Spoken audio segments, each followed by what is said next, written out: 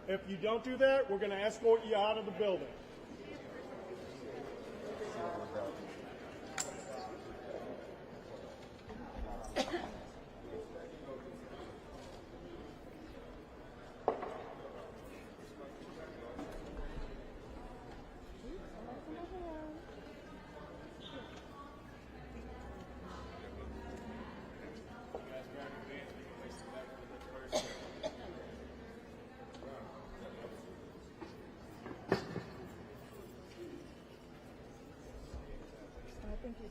All right, folks, so we're about to go through security. So y'all see a little darkness, that means going through the metal detector, okay?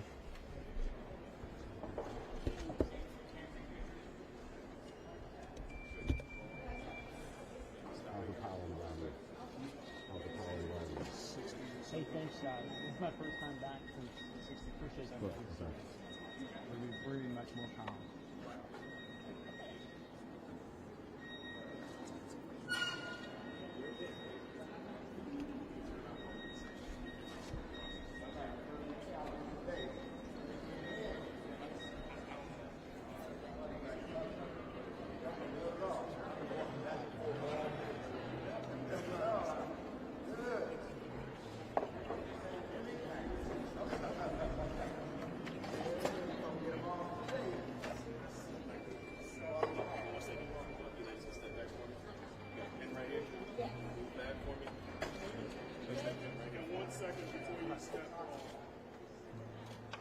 As of right now, the member of Congress is allowing escorting 30 people in.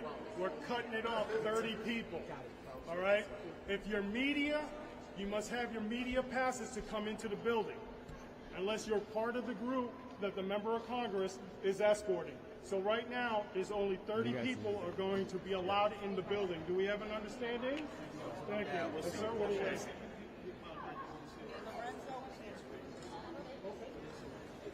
All right, as long as there's part of the 30 that's coming in. Can step over here?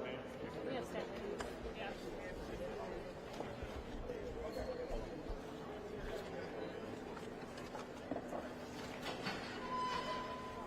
Is this you right here?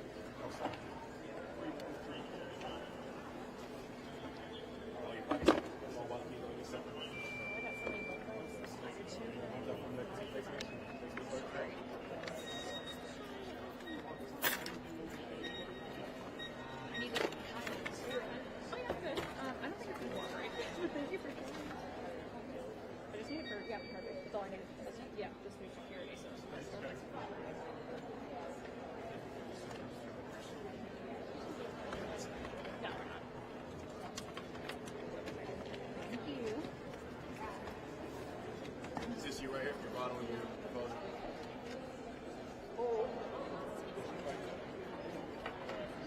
Yeah, that's real.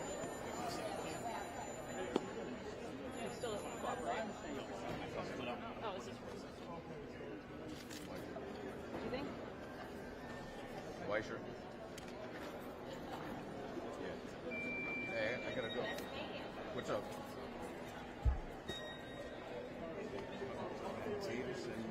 And us.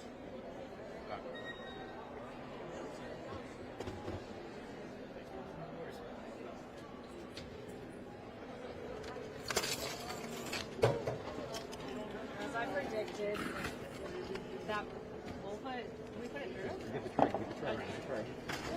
No, just below the ground. It's my AirPods. Yep, get the tray. What was this?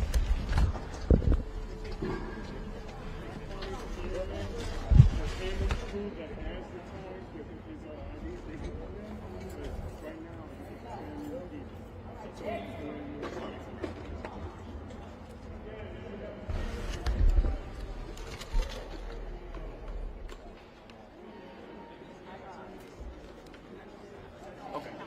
You. Okay. All right. Got it. Have you guys have your IDs? Okay. All right. No worries. Okay.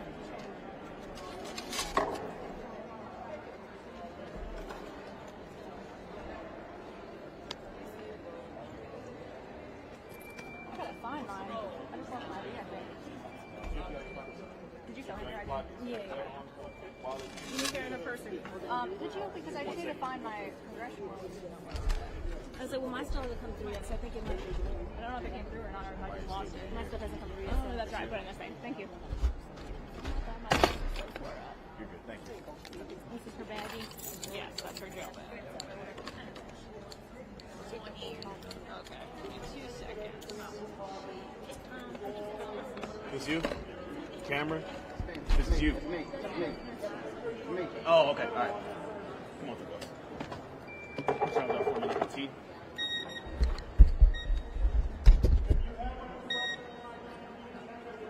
Turn around for me in a second.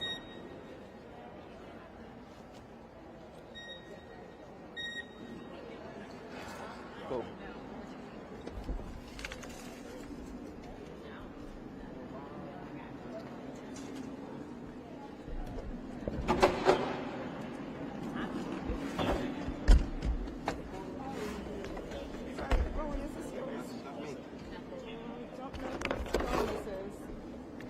It's yours. Anybody's phone? Anybody missing the phone? Anybody missing the phone? Missing the phone. That might be, let me see it. Anybody cross Delta Land missing a phone? Somebody's phone. Somebody's missing your phone. It's a Delta? Everybody got their phone. Ah, it's a Delta. You red missing a phone. Delta. Everybody over here seem to have their phone. Let's do voting rights first, then races. That's her. Let's stick to racist John Lewis. Or black voters. We got to say against. Yeah. Long voting. Right. Unless it's fighting. Oh, okay. All right, cool. But do it your way. Voter suppression. We all been there. What we're demanding. Like this is about demanding voting. Excuse me. I needed to give you a responsibility, but I decided that you're the wrong person for me to tell. I was going to ask you and Latasha to let my people know where we're being released to, but I realized the two of y'all will be together somewhere talking about, oh shit. Did you tell? It was your job. Oh, really? I'm just live streaming. I don't know about. I know. That's what I'm saying. That's why I'm not leaving you with responsibility over my life. Right. My job is to record you getting arrested. That's my job. Yeah, but I needed somebody that was going to be responsible for me. Oh, that ain't me. And Linda. That's a shame. That ain't me. Yeah. That's a shame. My son, if you watching, show up. I mean, he's supposed to. I knew that. I said, don't leave Roland with this responsibility and her either, because the two of y'all will be together talking about, oh shit.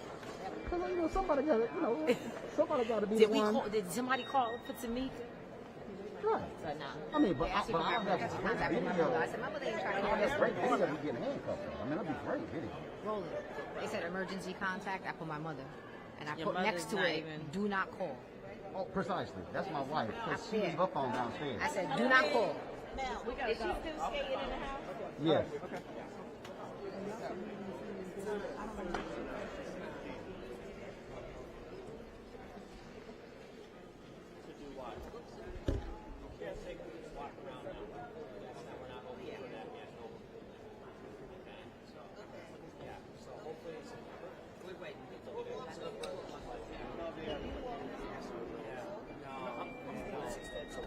That's ABC and Roland. Oh, there's it's looking big. Is that our Roland? That's our Roland. What's happening?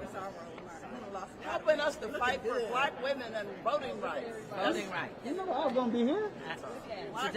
Today we're sending a strong message. We have black leaders from across the country. Black leaders who marched with John Lewis.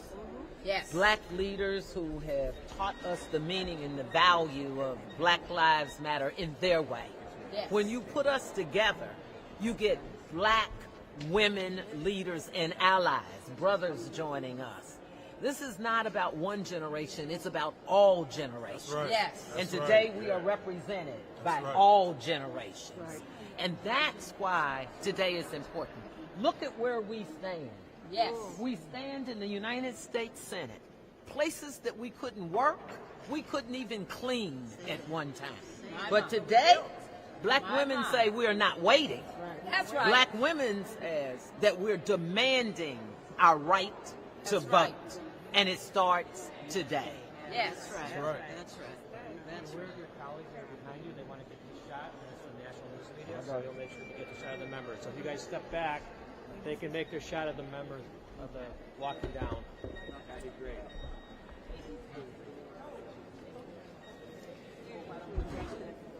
Fade back a little bit. You guys just keep fading back and be aware of your colleagues behind you.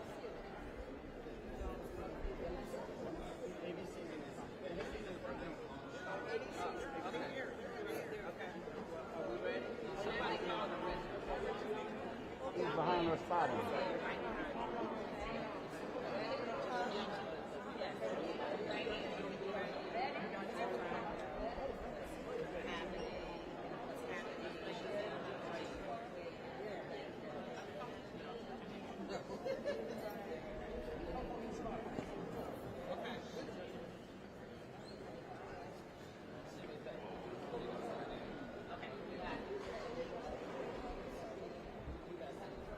Yeah.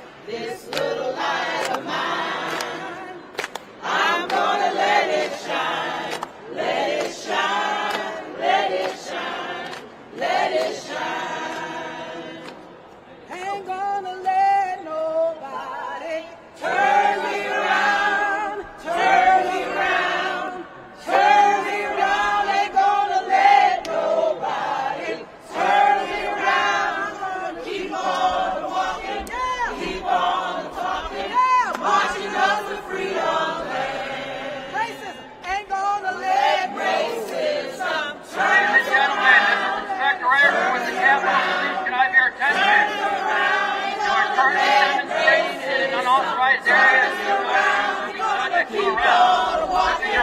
Keep on talking.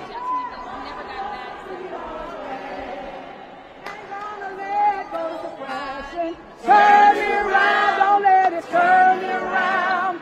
Turn me around, ain't gonna let go of suppression. Turn me around, I'm gonna keep on walking. Keep on talking, marching us to freedom land. Black women leaders. Be careful. Be careful.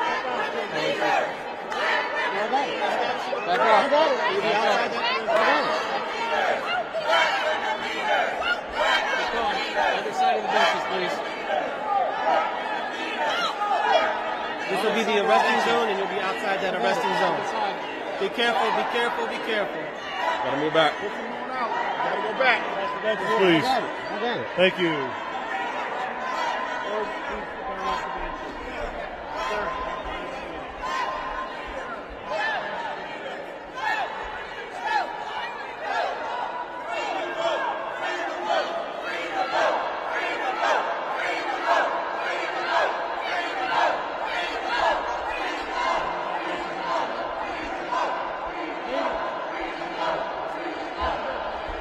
I just want to give y'all a sense of what the, how many Capitol Police officers they have here, establishes perimeter, and you got staffers all up here as well.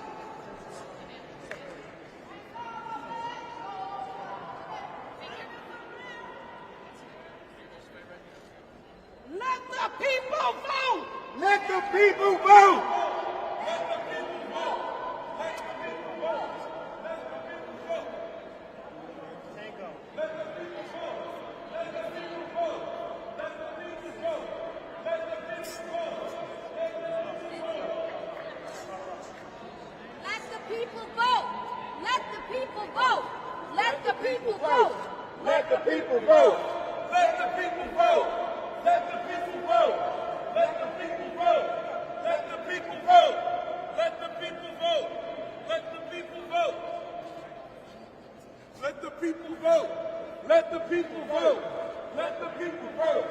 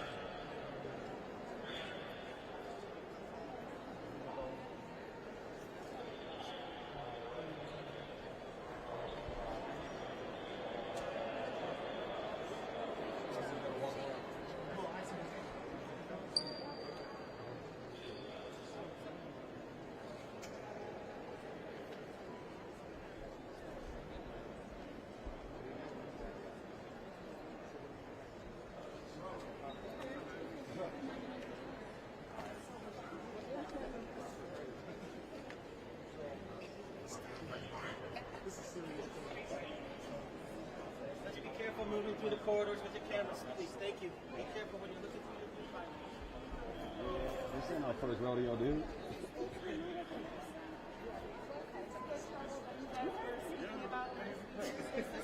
What it's going to take. It takes this every day.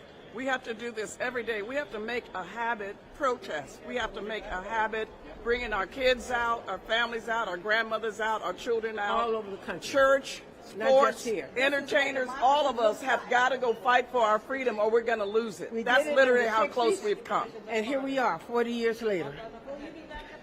I will be back Yes, as we long will. as I can. This is what I'm so democracy angry. looks like. This is what democracy looks like. This is what democracy looks like. This is what democracy looks like. Keep fighting. Don't give up. This is what democracy Don't back looks down. like. This is what democracy Keep coming. This is what democracy looks like. This is what democracy looks like. This is what democracy looks like. This is what democracy looks like. This is what democracy looks like. This is what democracy looks like. This is what 40 democracy years looks ago. like. And everything they gave us, they took away. Every law you can think about, they can just write up, just with a stroke of a pen, take our rights away. We appreciate you not filming these security measures. Thank you. Well, voting should be fundamental for everybody. There should be no laws. People should be able to vote and register from the day they're born and choose not to vote or not. This is all mechanisms to keep black people from voting. And if we don't vote, the country goes down. We don't vote, they don't win. This is what democracy looks like. This is what democracy looks like. This is what democracy looks like. This is what democracy looks like. This is what democracy looks like. This is what democracy looks like. This is what democracy looks like. This is what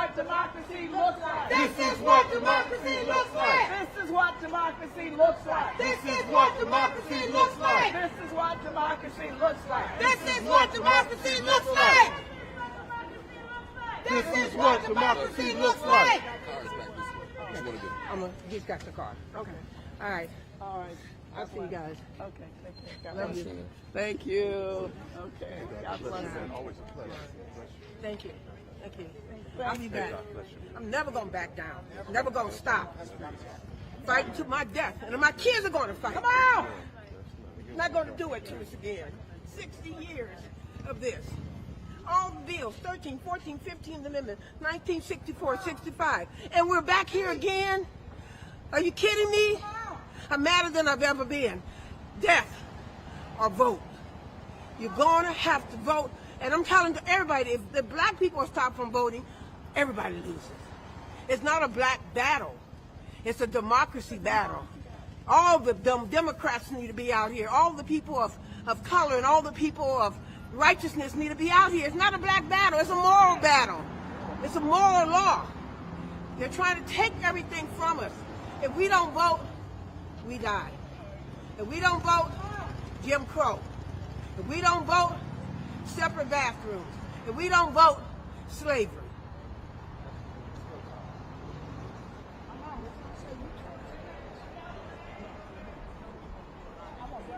Natasha?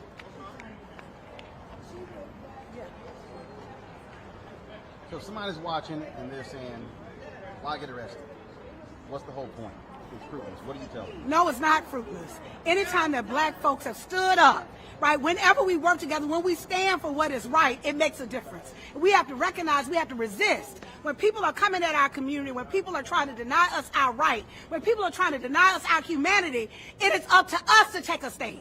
That we literally have to do something. You can't let people attack your community and there's no response. So we are here. We will be here every single week. That we've got to be here because we're not going to go back. That our people have fought too long. There are folks who have died. That where I'm from in Selma, Alabama on the Edmund Pettus Bridge, where our people literally gave their lives, right, and were beat, and we have blood still on the bridge because we stood for the right to vote. This place literally does not have the right to undermine our democracy. This place does not have the right to undermine our humanity. We're standing here not because we believe in a system. We believe in us. And we believe in our own agency.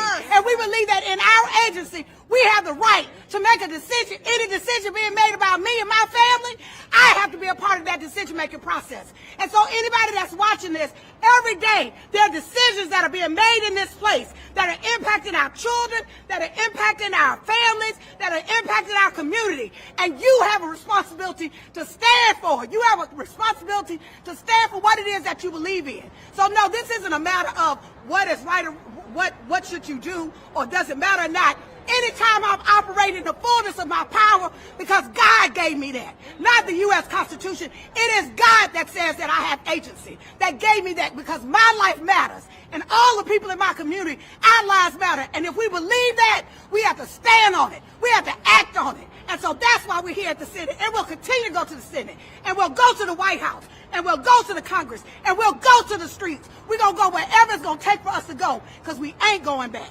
Yeah, and there's no excuse for anybody. So all those pillow watchers that think they have rights, all those couch warmers that think they doing something, all those people that want to wax philosophical about whether or not black women ought to be here, right now. We have a word for them. It's time for you to get up and join us. And it's not just a black thing. It is for every one of us. This democracy, I thought on one day, it was about one group of people. Now I have an understanding that there's a group of people in power here that will perish. They will give up on democracy to keep power. Now, anybody that understands that, that's what time it really is. So it is not about a partisan thing. It is not about a black thing. And it's not just about my interests. This is about, some of us have bled into this. And all of a sudden, when we get the right to have some majority ruling, it's going to be a new day? I think not. We have come to Washington. I traveled here from Georgia. I'm sitting in hot D.C. to say not on my watch. No, but they're doing this not because we're losing, family. We are winning.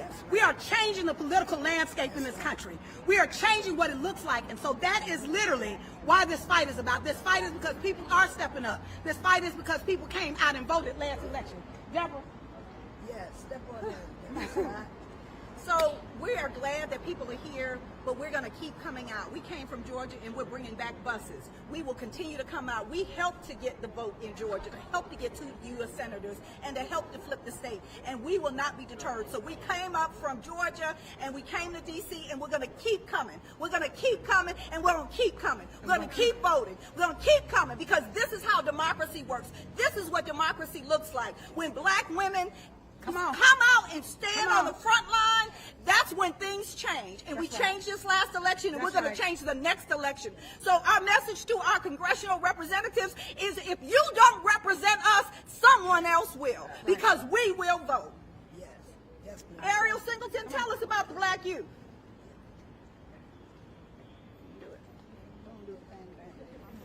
Black youth get out at numbers. We've proven that we come out in record numbers. There used to be a divide just amongst us and our ancestors and our people that were in front of us saying that we sit down and we're too lazy. One thing that they did is they stood behind us this election season, showing us what we had to do, standing behind us, giving us the education, saying our vote matters, letting us know that we have to take it seriously because during the pandemic we saw too much that they are falling. And so we had to realize that at some point we have to hold ourselves accountable too. And the thing is when we hold ourselves accountable, when you say that the children are the future and the youth are the future, and the youth come out and show you that they care about their future, and you decide to strip them away because it worked too well for you, that you want to keep them quiet and shut them up and shush them like they're babies, it's not fair. Today is not the day that we're going to accept this. We're not going to accept it tomorrow either. So if we have to keep coming back and keep coming back and keep coming back, like Ms. Scott said, we're going to have to do that. We have something on the table called For the People. For the people. I'm not just talking about one set of people or people behind these doors, people that have money in their pockets. I'm talking about the people. All people. So until all people included, LGBTQIA+, women, black men, black youth, kids, indigenous individuals, black and brown, students. Until that happens, we will not stop. And even when it happens, we won't stop because we're going to hold you accountable because you need to maintain that. So coming from Georgia, all of us that organize in Georgia stand on the shoulders of Dr. Lowry, of course Dr. King, but Reverend James Orange was the organizer that taught us how to do what we needed to do. And we have today his very own Jemida Orange to put it down and connect all of those dots from then till now. And Jemida, you gotta drop it for this moment. All I want everybody to understand, being the daughter of the late Reverend James Orange, who stood in a jail cell about to die for this right, is that we came this long way. He and my mother, Mrs. Cleophas Orange, they fought for this right. They thought we had it, and now we're fighting for it again. It is a tad bit overwhelming that I'm still fighting this fight that they thought they had won. But that's okay, because we are going to take it all the way, and that means we're coming to a street near you. We're not going down lightly. And so be prepared, because the legacy of all of the civil rights, all of the human rights, all of the labor rights activists, we're coming together as a collective to demand that we have the proper right to vote. Thank you.